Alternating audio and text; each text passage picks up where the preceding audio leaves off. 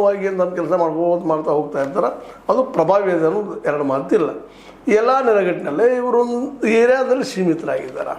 ಮುಂದೆ ಈ ಎಲ್ಲ ನೆಲೆಗಟ್ಟಿನಲ್ಲೇ ನೋಡಿದಾಗ ಸಿದ್ದರಾಮಯ್ಯನವ್ರು ಇಡೀ ರಾಜ್ಯದ ಹೌದಪ್ಪ ನಾಯಕರು ಇವರು ಅಂತೇಳಿ ಯಡಿಯೂರಪ್ಪರ ಬಂದಾಗ ಏನಾಗಿಬಿಡ್ತದಪ್ಪ ಅಂದ್ರೆ ಒಂದಿಷ್ಟು ಇಲ್ಲ ಲಿಂಗಾಯತ ಸಮುದಾಯಕ್ಕೋ ಮಠಮಾನ್ಯಗಳಿಗೆ ಸಂಬಂಧಿಸಿದವರು ಅನ್ನೋಂಥ ಒಂದಿಷ್ಟು ಲಿಮಿಟೇಷನ್ ಬಂದುಬಿಡ್ತದೆ.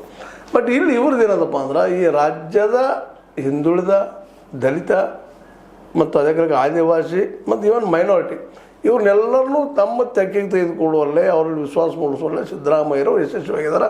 ಹೀಗಾಗಿ ಸಂಪುಟ ವಿಸ್ತರಣೆ ಆದ ತಕ್ಷಣ ಅವರು ಈ ಮುಂದಿನ ದಿನಗಳಲ್ಲಿ ಈ ಕಾಂಗ್ರೆಸ್ ಗೆಲ್ಲಲೇಬೇಕಪ್ಪ 2028 ಅಂತ ಮೂಮೆಂಟಿಗೆ ಚಾಲನೆ ನೀಡ್ತಾ ಇದ್ದಾರೆ ಅಂತ ಸುದ್ದಿಗಳು ಬರ್ತಾಯಿದೆ. ಅದನ್ನು ರಾಹುಲ್ ಗಾಂಧಿಯವರು ಸಿದ್ದರಾಮಯ್ಯರ ನೇತೃತ್ವದಲ್ಲಿ ಕೊಡುವಂಥ ಸಾಧ್ಯತೆಗಳು ಹೆಚ್ಚಾಗಿದಾವೆ. ಯಾಕಂದ್ರೆ ಈಗ ನೋಡ್ರಿ ಅವ್ರು ಏನೂ ಇಲ್ಲ ಅಂತಂದ್ರೆ ಡಿ ಕೆ ಶಿವಕುಮಾರ್ ನೀವಪ್ಪ ಅಂತನ್ನುವಂಥ ವಾತಾವರಣ ಕ್ರಿಯೇಟ್ ಮಾಡಿದ್ರೆ ಅವ್ರು ಯಾಕೆ ಹೋಗ್ತಾರೆ ರೀ?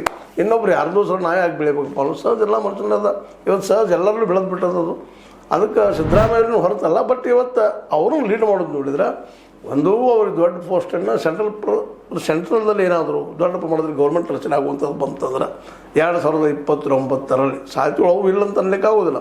ಇವತ್ತು ಜನ BJP ಹೌದಪ್ಪ ಗೆಲ್ತದ, ರಾಮ ಮಂದಿರದಾಯ್ತು ಮತ್ತೇನಾಯ್ತು ಗೆಲ್ದೊಳಾಗ್ತಾ ಇದ್ದಾವೆ. ಅದ್ರ ಜೊತೆಗೇನ ಅದಕ್ಕಿಂತ ಹೆಚ್ಚಿಗೆ ಏನಪ್ಪ ಅಂತಂದ್ರೆ ಇಲ್ಲಿ SIR ಮತ್ತು EVMಗಳ ಎಲ್ಲ ಗದ್ದಲಗಳು ನೋಡಿದಾಗ ಮತ್ತೊಮ್ಮೆ ಮತ್ತು ಏನಪ್ಪ ಅಂತಂದ್ರೆ ಮೋದಿಯವ್ರು ಗೆಲ್ಲಬಹುದು ಅನ್ನುವಂಥ ಸ್ಥಿತಿ ಇರೋ ಮುಂದೆ. ಬಟ್ ಘಟನಾವಳಿಗಳು ಅಷ್ಟು ಅಂದುಕೊಂಡು ಸುಲಭವಿಲ್ಲ. ಈಗ ಹೇಳ್ತೀನಿ ರಾಮ ಮಂದಿರ ರೆಫರ್ ಮಾಡಿದ್ನಿ. ರಾಮ ಮಂದಿರದಲ್ಲಿ ಹಣದ ದರೋಡೆ ಆಗಿರ್ಬೋದು ಅಥವಾ ಲೂಟಿ ಆಗಿರ್ಬೋದು ಅದು ಜೋರ್ದಾರ್ ಬೆಳೀತಾ ಇದೆ ಉತ್ತರ ಪ್ರದೇಶದಲ್ಲಿ. ಯಾಕಂದ್ರೆ 2027 UPಯಲ್ಲಿ ಉತ್ತರ ಪ್ರದೇಶದಲ್ಲಿ ಏನಾದರೂ ಈ ರಾಮ ಮಂದಿರ ಇಶ್ಯೂ ದೊಡ್ಡದಾಗಿ ಬಿಡಿದಪ್ಪ